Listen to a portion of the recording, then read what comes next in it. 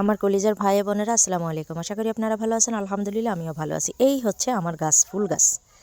তো ফুল কে না ভালোবাসে, দেখেন কত সুন্দর ফুল ধরে আছে আমার কলিজার আপুরা ভাইয়ারা। এই যে কত সুন্দর কলি আসছে, ফুল ফুটবে, যে এটা ফুল ঝরে যাচ্ছে প্রায়।